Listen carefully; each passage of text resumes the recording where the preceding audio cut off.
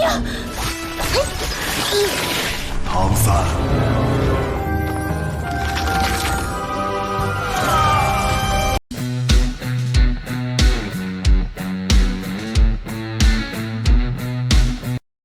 ，Halo guys, halo semuanya, selamat datang kembali di channel Alur Cerita Film. Untuk episode kali ini, Mimin akan membahas alur cerita Donghua dari film Shaolan untuk part yang ke-58. Bagi teman-teman semua yang belum sempat menonton video-video sebelumnya, Mimin saranin untuk langsung menontonnya ya, linknya ada di deskripsi. Oke, tanpa berlama-lama lagi, Mimin akan masuk ke dalam alur ceritanya. Di episode sebelumnya, Bibidong dan pasukannya dikalahkan oleh jurus Dewa Laut dan membuat Bibidong terkena serangannya hingga tubuhnya hancur. Para daulo kekaisaran Wuhun pun terluka oleh serangannya. Di sisi lain, Xiaowu masih berusaha untuk membawa Daming dan Erming dengan kekuatannya yang tersisa. Namun Daming dan Erming sudah tidak berdaya karena terluka dan terkena racun oleh Bibidong. Di saat bersamaan, laba-laba iblis Bibidong pun menemukan mereka dan langsung menyerang ke arah Xiaowu. Laba-laba iblis itu juga menyerang ke arah Daming dan Erming. Daming pun meminta Xiaowu untuk pergi kabur dari serangan laba-laba iblis Bibidong dan jangan pedulikan dirinya. Namun Xiaowu tetap tidak mau meninggalkannya meski harus mati di sana. Di saat mereka sudah tidak berdaya, Tang San pun datang untuk menolongnya. Ia pun menyerang dengan rumput perak birunya ke arah laba-laba iblis tersebut. Lalu Xiaowu juga tahu kalau Tang San sedang terluka parah. Tang San menjelaskan kalau dirinya berhasil kabur dari pengejaran Bibidong, tapi mereka bisa mengejar kapanpun. Tang San meminta Xiaowu cepat-cepat pergi meninggalkan tempat tersebut. Akan tetapi, Xiaowu mengatakan kalau Daming dan Erming sudah tidak bertahan lagi. Lalu Xiaowu pun mencoba untuk membawa Daming dan Erming kembali. Namun Erming berkata kalau racun kaisar laba-laba kematian sudah mengikis jiwanya. Ia meminta Xiaowu untuk jangan menyanyiakan kekuatannya lagi. Ia juga meminta Xiaowu untuk jangan bersedih lagi, karena ia akan selalu di sisinya dan merelakannya. Xiaowu pun teringat dengan Daming dan Erming di masa lalunya, di saat mereka saling bersama-sama, dan membuat Xiaowu tidak akan membiarkan mereka meninggalkan Xiaowu lagi. Xiaowu pun masih tetap mencoba membawa mereka dengan kekuatannya yang tersisa. Namun Erming menghentikan Xiaowu dan membuat Xiaowu tidak sadarkan diri. Daming berkata kepadanya kalau Xiaowu pasti bisa hidup kembali. Ia meminta Tang San sebelum kematiannya ia masih sempat berterima kasih kepada Tang San. Namun ia masih ada satu keinginan yang belum terkabulkan. Ia berharap kalau Tang San bisa mewujudkan keinginan terakhirnya.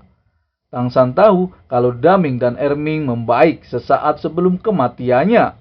Jadi Tang San pun menyetujui apa kata Daming dan Erming. Mereka pun berterima kasih kepada Tang San dan mereka berharap bisa melihat langsung Xiaowu hidup kembali. Tapi sekarang takutnya tidak akan bisa.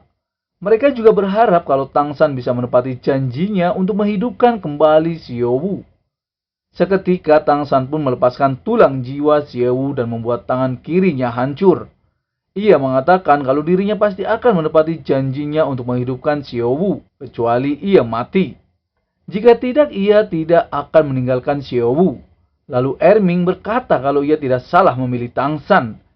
Daming dan Erming tahu kalau Tang San sekarang masih belum memiliki kekuatan title Daulo, tapi ia bisa membantunya.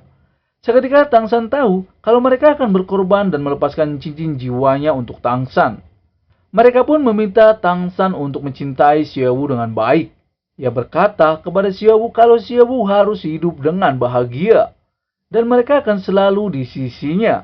Erming pun berkata kepada Daming kalau ia sangat berterima kasih bisa menjadi saudaranya begitu lama. Mereka berdua pun mengorbankan dirinya dan memberikan cincin jiwanya kepada Tang San. Di sisi lain, para daulo kekaisaran Wuhun terkejut melihat Daming dan Erming mengorbankan dirinya. Mereka juga sangat senang karena Bibidong bisa hidup kembali. Bibidong hidup kembali dari kematiannya. Ia hidup kembali karena di saat diserang oleh Dewa Laut, ia menggunakan keterampilan jiwa ke-9 Kaisar Laba-Laba Kematian, yaitu tubuh abadi. Karena ia mengatakan kalau hanya bayangan dewa laut saja tidak akan bisa membunuhnya. Ia juga sangat kesal kepada Tang San karena Tang San lagi-lagi merebut benda yang seharusnya didapatkannya. Kita kembali ke Tang San. Daming dan Erming pun berhasil mengorbankan dirinya untuk Tang San. Tak selang berapa lama, Tang San pun menyerap cincin jiwa mereka. Tulang jiwa kedua monster itu pun menyatu dengan tubuh Tang San dan membuat tangan Tang San tumbuh kembali. Tang San pun merasakan kalau ia menyerap dua cincin tulang jiwa 100.000 tahun sekaligus. Dan ia tahu kalau itu sulit untuk berhasil. Namun senjata Dewa Laut pun membantunya. Tang San tahu kalau bagi orang lain, itu kemungkinan tubuhnya akan meledak karena tidak kuat. Tapi ia sudah melewati 7 ujian. Juga memiliki aura dewa. Tang San juga tahu kalau jiwa mereka berdua masih ada di sana. Dan ia harus bisa bertahan sampai berhasil. Di saat itu juga, terobosan kekuatan jiwanya pun berhasil mencapai title Daulo. Di sisi lain, Bibidong dan para title Daulo tahu kalau aura Tang San sudah sepenuhnya menghilang. Lalu Daulo Krisan meminta izin kepada Bibidong untuk mengejar Tang San demi membalaskan dendam merekanya, yaitu Daulo Hantu Laut Kui. Namun Bibidong mengatakan kalau pengorbanan sudah selesai dan Tang San sudah menjadi title Daulo. Bahkan bertambah 2 cincin jiwa 100.000 tahun milik Daming dan Erming. Meski Daulo Krisan bisa mengejarnya, juga belum tentu menang melawannya. Bibidong tahu kalau kali ini ia mengalami kerugian besar dan tanpa mendapatkan hasil. Dan tidak boleh mengambil resiko lagi. Ia pun memerintahkan kepada pasukannya untuk semua mundur. Dan mereka akan merencanakan semuanya kembali. Bibidong tahu kalau ia hanya mengambil langkah terakhir agar bisa mencapai pusat keberadaan. Cerita kembali ke Tang San. Tang San pun menghampiri Xiao Wu dan ia berjanji kepada Daming dan Erming kalau ia akan melindungi Xiao Wu dengan nyawanya. Ia juga pasti akan membantu membalaskan dendam Daming dan Erming. Ia sangat kesal kepada Bibidong dan suatu saat nanti ia ingin Bibidong membayar dengan nyawanya. Lalu bagaimana keseruannya, Mimin akan bahas di episode selanjutnya ya. Terima kasih.